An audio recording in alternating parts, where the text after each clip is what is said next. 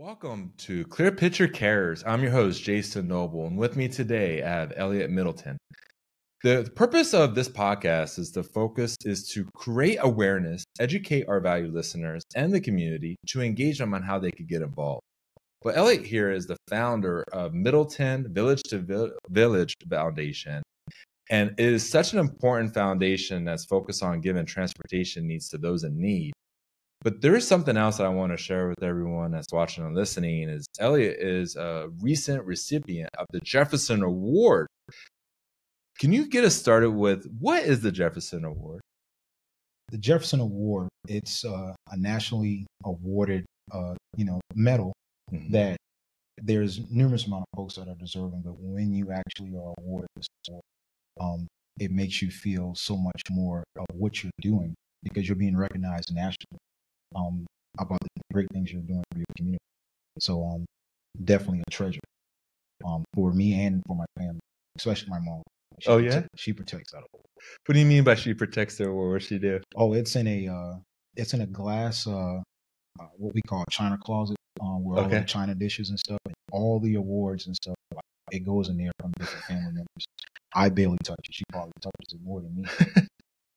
It's a very, very great honor to have that in possession here at the house. Oh, absolutely. I believe there's only 12 nonprofits and people within those nonprofits that are recognized per year. Right. And then one of those 12 goes to the national circuit. I had honor of being at the last award ceremony, and it was just amazing to see the great work that's being done in the Low Country. But to find out right before we came live that you were a Jefferson Award, it's such a privilege and an honor to have this conversation with you. Thank you. Let's get into your driving passion and focus of the Middleton Village to Village Foundation. That's going to be the main topic of today. What is the purpose and what is it that you actually do? Well, with Middleton's Village to Village Foundation, it was a foundation created kind of on the kindness of a community's heart. I pretty much been a mechanic pretty much all my life. My dad was a mechanic since he was 9 or 10 years old locally here in Huntersville. And, he was done mechanic all his life. One of my 8th grade goals were to be able to run a shop with my dad when we grew up. And that dream came true in 2004. We ran a couple of transmission shops here in North Charleston. And with that, because of the area that we service in North Charleston, which is pretty much near the Park Circle, Sproul Avenue area. Okay. We were introduced to a lot of different situations with repairing vehicles for individuals. And as a young man in my 20s, coming up and seeing what my dad did to help us, with no question, no anything, it just was in his heart and was always in his mind to do these things for these individuals who are, falling on a hard time. I mean, things like that, it brought me to where the foundation is today. Because if you think about it, I mean, you're going back and forth to work. Everybody who goes to work, we're in traffic. We know how this Charleston traffic is. That's right. What would you be able to do if your transmission failed on the top of the Ravenel Bridge? You don't have AAA, so you have to wait. You have to get towed by maybe a friend or somebody who has knowledge of a tow company that will not, charge you this money that you don't have in possession because you're going back and forth to work today. Some folks live check to check. And then you get your car towed $400 later, and then for a shop to tell you it's your transmission, you're now looking at $3,000 to have this thing repaired.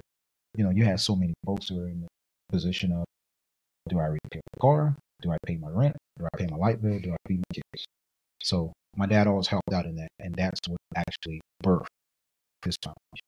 So your foundation repairs vehicles, right, that are donated or brought in, or is it like someone who is driving the car, they own the car, and the car has ran out of, like, the transmission went out, right, and you fix in their car? Like, tell me a little bit more granular detail about the foundation and what you do with and how does it work?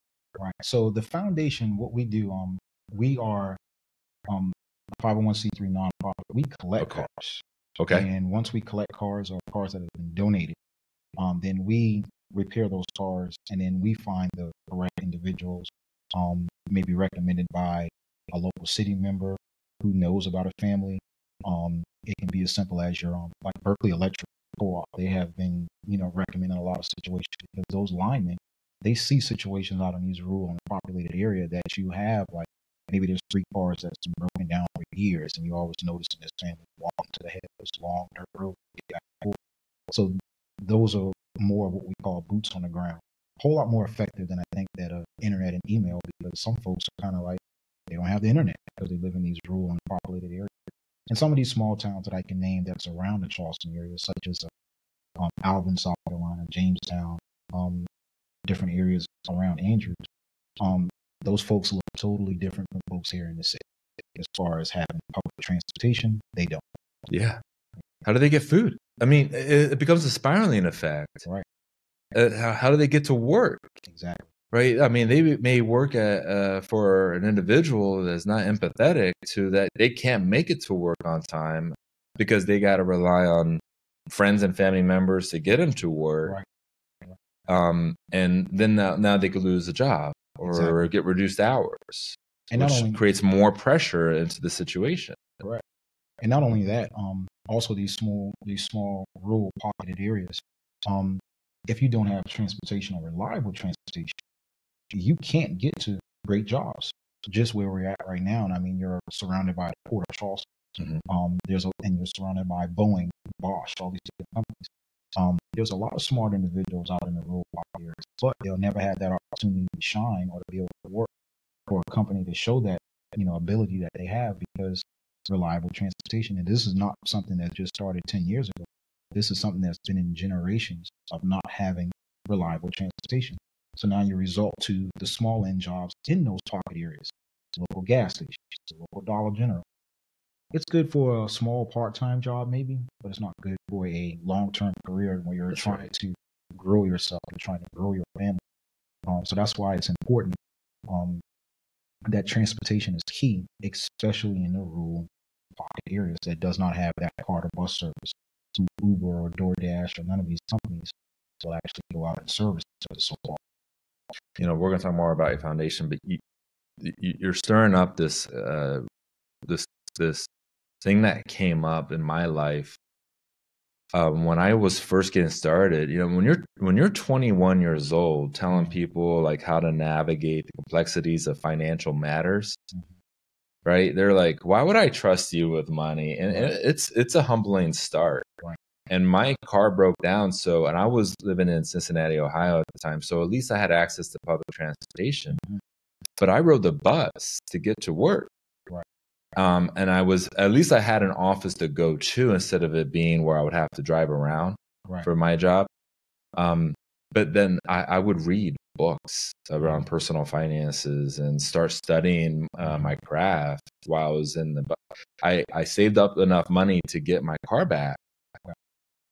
But I still rode the bus every once in a while because I was falling behind on my reading. Right. Can't really read and drive, right? Read and drive. But what it was is I had that period of life where I was in that situation where I did not have access to transportation because I couldn't afford to fix the vehicle.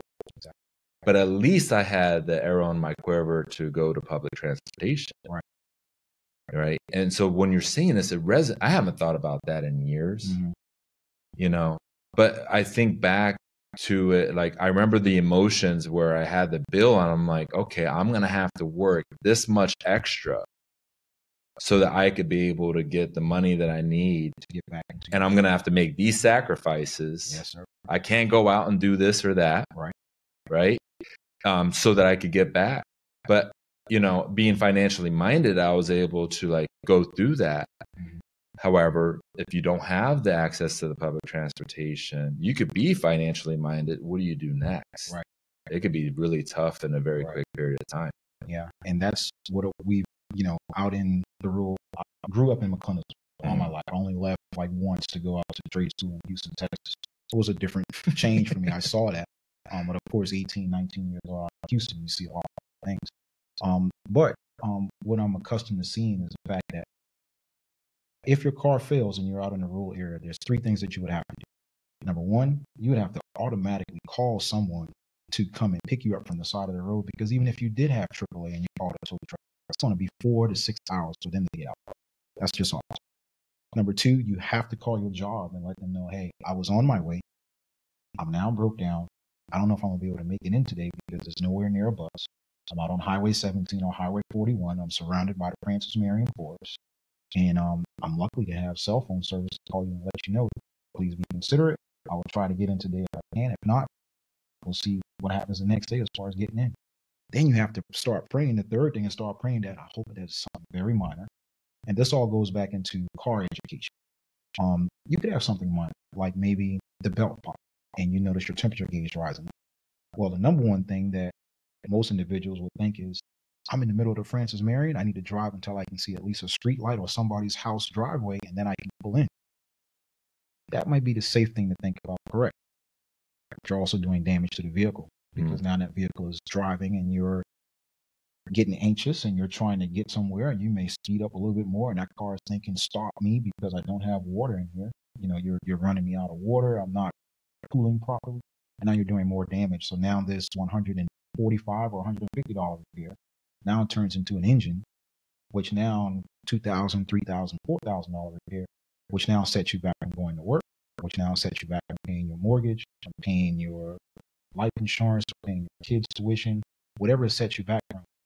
That little decision that happens 6:30, 7 o'clock one morning can change your life, not only for a week or two of you being out of the car. It can upside down your life for a decade or more. Oh, wow. Just because, things happen and your job is probably an on-time job. It's probably you have a meeting at a bank. Yeah. You have a restaurant to run and you're not there. It's tough. So how do people know to donate vehicles to you? Like, how does that work? Well, we have a website. The website that we mentioned, Middleton's Village to Village. Middleton's Village to Village, and that's the word to TO. Okay. Middleton's Village to Village.org. You can go on there to show you ways to donate, vehicles. You can also call me personally, 843-240-7511. You'll be able to reach me a majority of the time. One thing my dad always taught me is that if you want to talk to a customer, speak to the customer. If you can't reach them right then, call them back. But make sure that you speak to your customers. That's right. And that's just what I grew up in running, and also in my restaurant. If you feel you may want to come out and speak to me one-on-one, get some barbecue at the same time. We're located at 5105 West Highway 17 in Owendale, South Carolina. It's approximately 10 miles north of Boone Hall Farms, Okay. Mount Pleasant. And we're right on 17. We're there on Fridays and Saturdays. Okay. From 6:30 in the morning until 8:30 at night. We do breakfast as well. I know if you're thinking that barbecue restaurant selling breakfast, but I grew up in McClellanville, so you're going to get your shrimp and grits. You're going to get, salmon patties and grits, like, whatever you're thinking that you used to eat on your grandma's porch on a Sunday, you're going to get it at Middleton's Village Barbecue. All right. So, but also during the barbecue times, you can come and get our locally known fried ribs. We do have grilled ribs, but fried ribs is a major seller. That's the one to go to. Get the fried ribs. Fried ribs, yeah. And also our loaded pulled pork potatoes, these 2 russet potatoes. And I'm not going to tell you any more about that. You have to come and see it. So they're going to see you behind the grill making the food and everything, right? Yeah. And what would you want them to say to you, just to pull a little bit of your time and learn more about what you're doing with Villages to Villages? I think that's an important thing. What would you want them to talk or ask about? The one main thing that I tell folks or try to explain to them, even when they're inquiring about donating a vehicle or donating funds to help with the project, just take your time and just place yourself in the position of the folks that we're trying to help. It'll put you more in a resonated state of what's going on. Pull up on your map and punch in these small towns and stuff. And then if you got a free Sunday, take you and your family out there. And, we don't want anything to happen to your car, but just cut your car off and just think about what would I do? And explain to your family, explain to your young teenage drivers who are getting ready to drive. What do you do if you're broke down right here in this spot? This is why AAA services or car services are important. Because if you're out here, they may take a little while to come, but at least someone's coming. But just put yourself in those shoes, because that's what the folks who live out there has to think about every morning. You know, there's folks that are praying like every morning when they crank up the car. I just hope it starts today. Yeah. Oh, Chevrolet, please take me into work today. Or, oh, Mr. Ford, let's do the right thing. So, all of those things, car education is important as well too. A lot of folks just jump in their car, go to the gas station, put gas in. They don't know nothing else about it, and they've owned vehicles a good part of their life. They don't know what certain sounds are and why you should not be driving the vehicle anymore because you hear this sound. Different smells. Like, you know, a vehicle is a piece of equipment. I mean, you just don't send someone out to work on a crane here at port and just be like, all right, here are the keys, go and work on it. You know, you got to take classes, you have to study, and that's one thing that we put our recipients to. Okay. You have to pass this 12-point inspection. I want you to be able to let me call you on a Sunday, once a month, and be like, hey, let's go out to the car and let's check the tire pressure, let's check the fluids, let's check this, even if you don't know. And then when you get into the rhythm of that, I feel comfortable that I can let you continue on. But you know, that's a requirement. You got to know about the vehicle or the piece of equipment that you're operating. You have to know about it. Can you share a story with us of like someone that you served, and then maybe just use a different name or their first name only, of like someone that received the vehicle that you rehabbed and fixed? What did the impact did they get from that vehicle? One young lady that I'm going to use, and this was actually our first donation, that actually got us on the Jefferson Award. Was the one that Mr. Dean Stevenson did the reporting on. But this young lady, and she lived right here locally in downtown Charleston. She had a disabled young lady, and she had to hop buses to get to the MUSC appointments on time. Now, her story was the first one. And when you think about having to, okay, let's look at the news and see what the weather is going to be like today. How do I have to dress to wait for this bus? If I can't make it, if there's difficulties getting the little one ready to go to a doctor appointment, if I miss the bus, when's the next bus I catch? And will I catch it in time for this appointment? So all these different things, like, you know, she was going through for years. Yeah. And I was like, man, you know, this is what I want this program to be about. I want this program to be able to help folks who are trying and in this situation. So when I donated that car, she was still not even registering it. 2-3 weeks later, she would call and thank me like every morning. Like, you just don't know how much this is. And then a year or two goes by, and she's, you know, always calling and checking up on me more. And I'm like, okay, on Sunday I'm gonna call her, and she's telling me like every other day the car is running fine. I'm happy with it. And about 2 or 3 years after that, she's like, hey, I got something for you if you can get over to West Ashland. I was like, okay, we're at in West Ashland. So put in my GPS, I go over there. She's like, this car helped me so much that I was able to get a job in between taking my daughter to the hospital. And then I was able to purchase another vehicle. So I want to donate this vehicle back to your organization, so maybe it'll be able to help somebody else. And when I saw that, I was like, this program works. That's awesome. It's definitely working. That's awesome. And her vehicle is already in somebody else's possession right now. So the small vehicles, don't even think about the fact that it's if it's in the yard and it's not running. The engine blew up a couple of days ago, whatever the case may be. We can still use those vehicles because being a mechanic for 17, 20 years, we're able to mix and match the parts. This car may have a blown engine, but the transmission is, and then we just got a vehicle donated in, and the engine is good, but the transmission is. So we're using different vehicles to make one vehicle work, and it's before it gets to the salvage yard. I mean, there's vehicles that's in the salvage yard that I'm looking at, has no business in here. We can still make these vehicles. We can still work. do something with this. Yeah. So there's a lot of vehicles that we, use different parts to make them work, and so all vehicles are welcome, regardless if they're running, if they're wrecked. They still have good parts, and we go through them and we make sure we use parts, especially popular parts, Camrys, Accords. Whatever you have. And it's a 502c3, your organization, so there will be potential tax incentives to those who are donating the vehicles. And I say potential because I'm not an accountant, I can't say always, but read between the lines on that one. Now, let's talk about this. I always love to ask this question because it gives me great perspective into those who give so much back into the community. If you could leave an impression with our listeners on the value of giving back to our community, what would that be?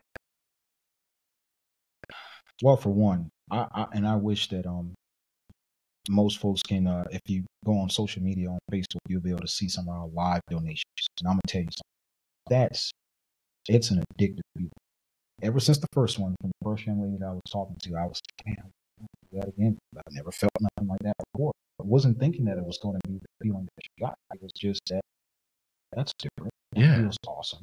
So then you go and try, like, I need another one of those. So you get addicted to giving. So I feel that if it doesn't have to be cars. It can be vegetables out of your garden.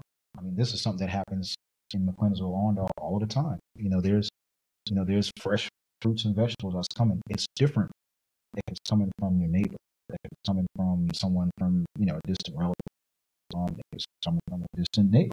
It could be from the other town over. But you do a couple of things like that, and you start looking at life totally different.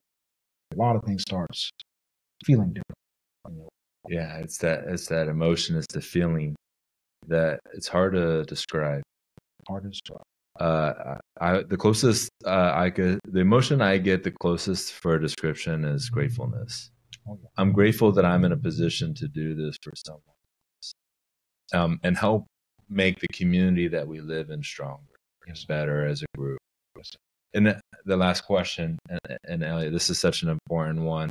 If someone that's watching and listening right now wants to get involved within your organization by volunteering, donating, joining, whatever it may be, right? Where would they go to learn more about that and take that next step? You mentioned the website and phone. Let's do it again, and any other way that they could get involved. I would personally say, and this is going back to what my father stated, speaking face to face. Now, to see 100 people in one day, I'll try to, if I have to stay up until 12 o'clock, I want to be able to speak to you and understand what do you want to do as far as help. So it could be, I want to be here to pray for you every day, every morning. Let's set up a prayer line. There's a couple of situations that we do have like that. Of course, my mother is a preacher.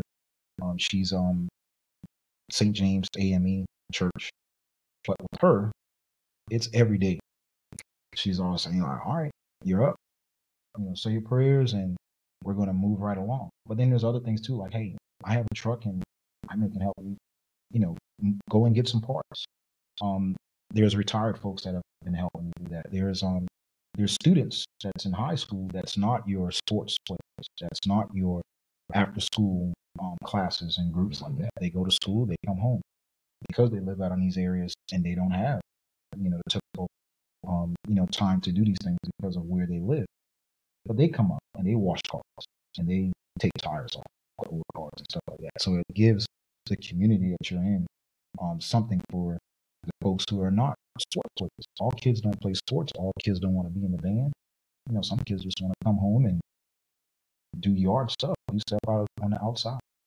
And all of these, we're on car donation number 1. Our next car will be 109. Every last single one of these cars have been performed in my backyard. I mean, I'm here to tell you, we don't have a shop. We don't have a big shop like Firestone or other shops. We do this right in our yard. So that's another thing that, if you see this operation, you're like, wow, what more can you do? Because we're doing this in our yard. Yeah. What can you do for your community? Maybe something. Where can someone go to see those live donations that you mentioned earlier? Middleton's Village to Village Foundation on Facebook. If you join our page, you'll be able to go back and you can scroll and you can see like live donations. All right. Also on YouTube, you can go on YouTube and punch YouTube as well. Yeah, and you'll be able to see some live. Wonderful. That was Eliot Middleton with Middleton's Village to Village Foundation. You just listened and watched Clear Picture Cares. Thank you so much for taking time out of your busy day and schedule to learn more about what we're doing here in the Low Country and meeting these amazing individuals like we just met today. Eliot, thank you so much for all that you did. Appreciate you coming in. Yes, sir. And thank you, guys.